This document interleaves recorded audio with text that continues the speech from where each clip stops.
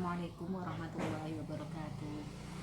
Bismillahirrahmanirrahim. Alhamdulillahirrahmanirrahim. Wassalatu wassalamu ala asrafil anbiya'i wal mursalin wa ala alihi wa sahbihi ajma'in. Amma ba'd. Apa kabar teman-teman? Semoga kita semua selalu dilimpahkan rahmat dan nikmat dari Allah Subhanahu wa taala sehingga kita bisa selalu sehat walafiat. Oke, langsung saja di sini saya Fatah Hidayah akan mempresentasikan tugas dari mata kuliah usul fikih yang mana saya mendapatkan sebuah tema yaitu hukum taklifi dan hukum wad'i. Oke, sebelum kita membahas tentang hukum taklifi dan hukum wad'i, sebelumnya kita harus tahu dulu pengertian dari hukum syara'. Pernah dengar tentang hukum syara'? Oke. Hukum syara' atau hukum syariat itu berasal dari kata ta'al, hukumnya itu berasal dari bahasa Arab yang berarti mencegah atau memutuskan. Sedangkan menurut terminologi atau pengertian, hukum syara' yaitu seperangkat peraturan yang dibuat oleh Allah untuk mengatur amal perbuatan dari seorang mukallaf, baik itu berupa perintah atau larangan atau anjuran untuk melakukan atau meninggalkan sesuatu, atau takhir yaitu kebolehan untuk memilih kita mau melakukan sesuatu atau tidak melakukan, atau wad'i yaitu ketentuan yang menetapkan tentang sesuatu sebagai sebab, syarat atau mani' atau penghalang. Oke. Hukum syara' itu atau syariat itu tadi dibagi menjadi dua, yaitu hukum taklifi dan hukum wad'i. Pengertian dari hukum taklifi yaitu hukum yang menetapkan tuntutan seorang mukallaf untuk melakukan sesuatu atau untuk meninggalkan sesuatu, atau pilihan melakukan atau meninggalkan sesuatu. Nah, sedangkan hukum wad'i sendiri mempunyai pengertian yaitu ketentuan-ketentuan hukum yang mengatur tentang sebab, syarat, dan atau mani itu adalah sesuatu yang menjadi penghalang terhadap suatu hukum taklifi. Ya, kita masuk ke hukum taklifi. Hukum taklifi itu sebenarnya secara tidak sadar kita sudah sering mendengarnya. Ya. Pembagian dari hukum taklifi itu ada 5, yaitu 1. Al-ijab atau kewajiban. Pernah mendengar wajib atau fardu, kita sering menyebutnya fardu ya. 2. An-nadb atau mandub yaitu kesunahan. Nomor 3. At-tahrim atau keharaman. Nomor 4. Al-karohah atau kemahruhan.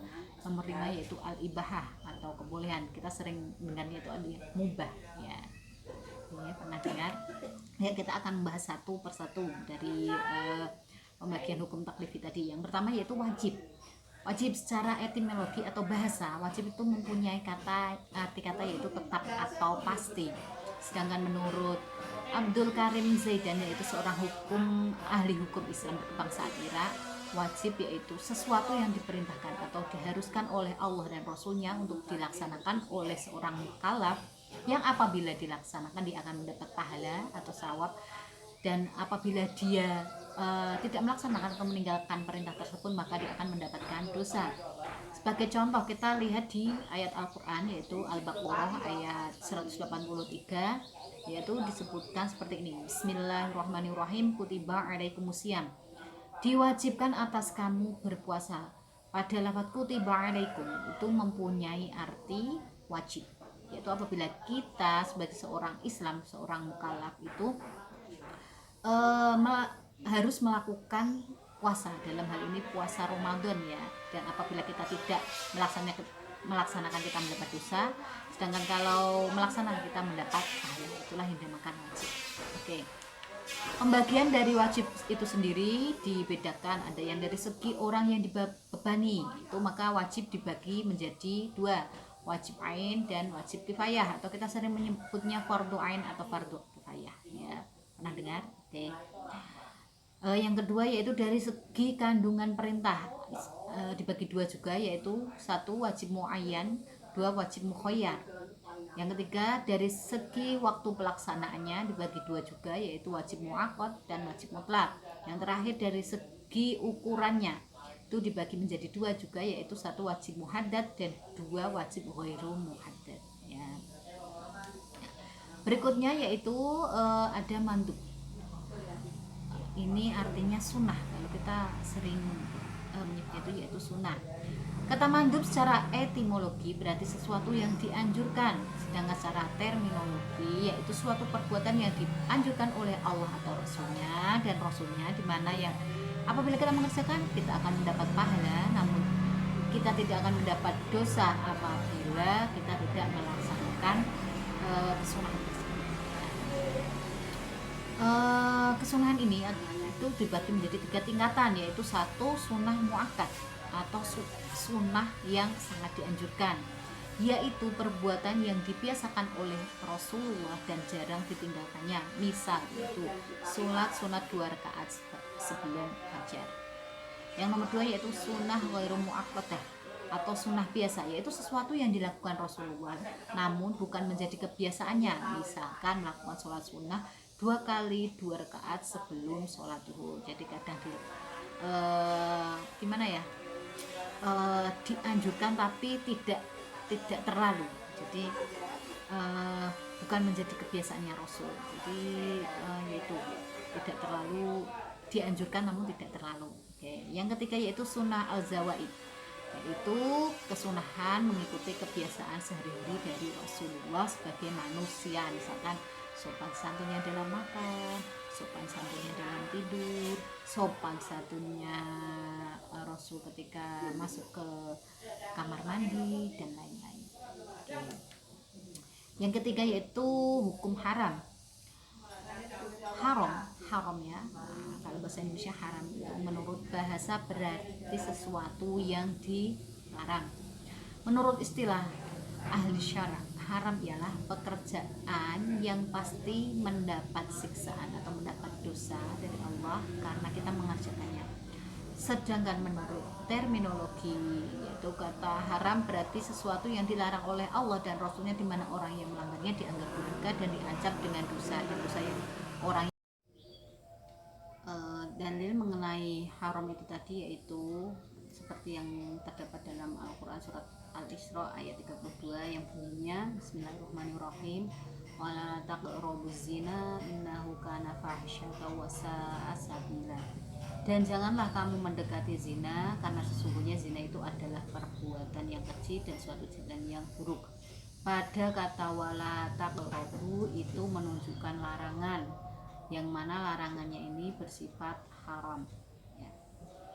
Oke, selanjutnya haram itu dibagi menjadi 2, yaitu 1 haram yang menurut asalnya sendiri adalah haram, artinya secara hukum syara telah mengharamkan keharaman itu sejak dari permulaan. Contohnya yaitu seperti keharaman zina, mencuri, sholat tanpa bersuci, atau mengawini muhrim yang mana kita sudah mengetahui keharamannya itu. Yang kedua, haram karena sesuatu yang baru, artinya suatu perbuatan itu pada awalnya ditetapkan sebagai kewajiban atau kesunahan atau kebolehan, tapi karena bersamaan dengan sesuatu yang baru maka menjadikannya haram. Seperti sholat memakai baju ghusl, itu kan sholat itu kan sebenarnya wajib ya, sholat 5 waktu misalkan, tapi karena memakai baju ghusl atau baju hasil meminjam tanpa izin, maka yang sesuatu yang awalnya itu wajib menjadi haram. Atau jual beli yang mengandung unsur menipu. Jual beli itu boleh asalnya, hukumnya kan boleh, tapi karena mengandung unsur penipuan maka itu menjadi haram. Atau talak bid'ah, yaitu talak yang dijatuhkan kepada wanita atau istri yang sedang haid. Talak itu kan sebenarnya boleh tapi makruh ya, sesuatu yang dibenci oleh Allah, tapi menjadi haram ketika dijatuhkan pada istri yang sedang haid. Selanjutnya yaitu hukum makruh atau karoha. Secara bahasa kata makruh atau karoha itu berarti sesuatu yang dibenci, sedangkan dalam istilah usul fikih kata makruh itu menurut mayoritas ulama yaitu berarti sesuatu yang dianjurkan syariat untuk ditinggalkan, yang mana ketika kita meninggalkannya kita akan mendapat pujian atau pahala, dan apabila dilanggar ternyata kita melakukannya itu tidak dosa. Seperti makruh itu makan pete makan jengkol yang berbau-bau itu kan boleh makan, tapi ketika kamu meninggalkannya itu kamu mendapat pahala, tapi ketika kamu melakukannya ya nggak dapat dosa ya. Nomor 5 yaitu hukum mubah. Secara bahasa, mubah mempunyai arti sesuatu yang diperbolehkan atau diizinkan. Sedangkan menurut ulama ahli usul fikih, yaitu mubah yaitu sesuatu yang diberikan kepada mukallaf untuk memilih, kebolehan untuk memilih antara melakukan atau meninggalkannya. Ya. Mubah berfungsi untuk mengantarkan seseorang pada sesuatu hal yang wajib dilakukan. Misalkan makan atau minum itu hukumnya asalnya mubah, namun ketika makan dan minum itu mengantarkan seseorang sampai ia mampu untuk mengerjakan kewajiban-kewajiban kepadanya seperti sholat dan mencari rezeki. 2. Ini ketentuan-ketentuan mubah ya. Sesuatu baru dianggap mubah bila mana dilakukan sekali-kali, tetapi haram hukumnya bila dilakukan setiap waktu, misalnya bermain, terus mendengarkan musik. Nah, itu.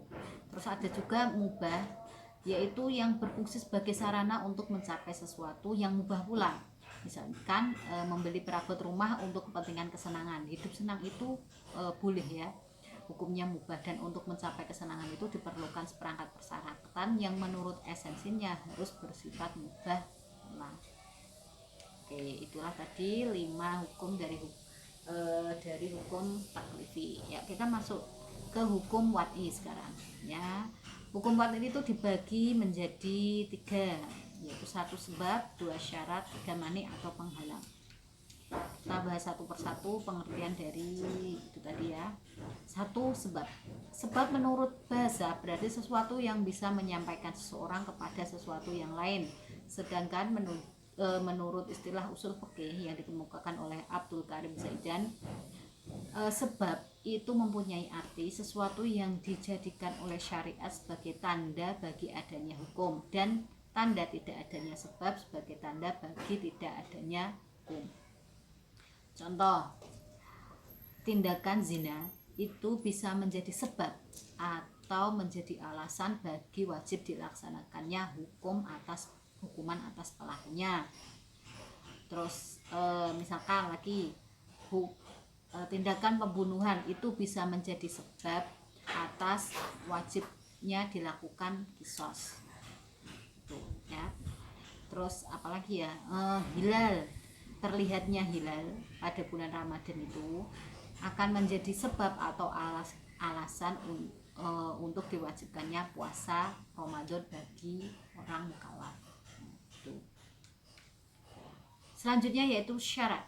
Syarat secara bahasa mempunyai arti sesuatu yang menghendaki atau adanya sesuatu yang lain, sesuatu yang menghendaki adanya sesuatu yang lain, atau sebagai tanda. Sedangkan menurut istilah usul fikih yang dikemukakan oleh Abdul Karim Zaidan, syarat adalah sesuatu yang tergantung padanya sesuatu yang lain dan berada di luar dari hakikat sesuatu itu tadi. Seperti begini, misalnya wudhu itu menjadi syarat sahnya sholat. Maka apabila ada orang yang sholat tapi tanpa berwudhu, maka sholatnya tidak sah. Nah, itu. Terus pernikahan menjadi syarat sahnya adanya talak. Jadi kalau talak tapi sebelum ada pernikahan berarti tidak sah talaknya. Begitulah contohnya. Terus ulama usul fikih membagi syarat itu menjadi 2 macam, yaitu syarat syar'i yang berarti syarat yang datang langsung dari syariat itu sendiri. Contoh, semua syarat yang ditetapkan oleh syara dalam perkawinan, jual beli, hibah, warisan, wasiat dan lain-lain. 2. Syarat jali, yaitu syarat yang datang dari kemauan orang mukallaf itu sendiri. Contohnya, syarat yang ditetapkan oleh suami untuk menjatuhkan talak kepada istri, atau syarat yang diberikan majikan untuk memerdekakan budaknya. Contohnya misalkan ya, ada suami, jika kamu bilang sama istrinya, jika kamu melakukan perbuatan ini akan mencuri apa-apa, maka secara otomatis aku menjatuhkan talak satu padamu. Nah itu menjadi tadi, mencurinya itu menjadi syarat, disyaratkan oleh suami itu tadi, sehingga ketika si yang ketiga adalah mani' atau penghalang. Yang dimaksud dengan mani yaitu sesuatu yang adanya itu menyebabkan meniadakan hukum atau membatalkan sebab. Dalam suatu masalah, kadang sebab syarat sudah jelas dan memenuhi syarat-syaratnya, tapi ditemukan adanya mani atau penghalang yang menghalangi konsekuensi hukum atas masalah tersebut. Sebagai contoh, sebuah akad misalnya dianggap sah bila mana telah dipenuhi syarat-syaratnya, dan akad itu mempunyai akibat hukum selama tidak adanya mani atau penghalang. Ulama usul fikih membagi mani menjadi dua macam, yaitu mani al-hukum, yaitu sesuatu yang ditetapkan syariat sebagai penghalang bagi adanya hukum. Misalnya keadaan haidnya wanita itu merupakan penghalang atau mani bagi wanita itu untuk melakukan sholat, sehingga kewajiban sholat otomatis baginya gugur. Yang kedua yaitu mani as-sabab, yaitu suatu yang ditetapkan syariat sebagai penghalang bagi berfungsinya suatu sebab, sehingga dengan demikian sebab itu tidak lagi mempunyai akibat hukum. Sebagai contoh, sampainya harta minimal 1 nisab menjadi sebab bagi wajib mengeluarkan zakat harta itu karena pemiliknya sudah tergolong orang kaya. Namun berbeda jika pemilik itu ternyata dalam keadaan berhutang, di mana hutang itu bila dibayar maka hartanya tidak akan mencapai 1 nisab. Maka hutang itu menjadi mani baginya untuk menjadi wajib zakat. Ya, gitu. Kesimpulan dari tema yang saya presentasikan hari ini yaitu 1.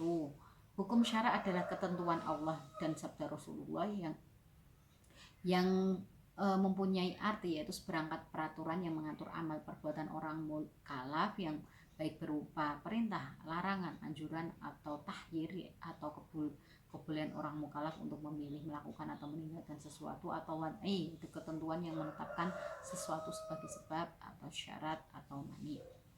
2. Hukum Islam dibagi menjadi 2 macam, yaitu hukum taklifi dan hukum wad'i. 3. Hukum taklifi yaitu hukum syar'i yang mengandung muatan tuntutan untuk dikerjakan atau ditinggalkan, atau mengandung muatan pilihan yaitu antara mengerjakan atau meninggalkan. Macam-macam hukum taklifi yaitu 1. Al-ijab atau kewajiban, 2. An-nadib atau kesunahan, 3. At-tahrim atau keharaman, 3. Al-kahrohah atau kemakruhan, dan yang terakhir yang nomor 5 yaitu al-ibahah atau kebolehan. Kesimpulan yang nomor 4 yaitu hukum wad'i, mempunyai pengertian titah Allah yang menjadikan sesuatu sebagai sebab bagi adanya sesuatu yang lain, atau sebagai syarat bagi sesuatu yang lain, atau menjadi penghalang bagi sesuatu yang lain. Kiranya cukup sekian dari saya. Apabila ada salah-salah kata, saya mohon maaf yang sedalam-dalamnya. Wabillahi taufiq wal hidayah, wallahu muwaffiq ila aqwamit thoriq. Wassalamualaikum warahmatullahi wabarakatuh.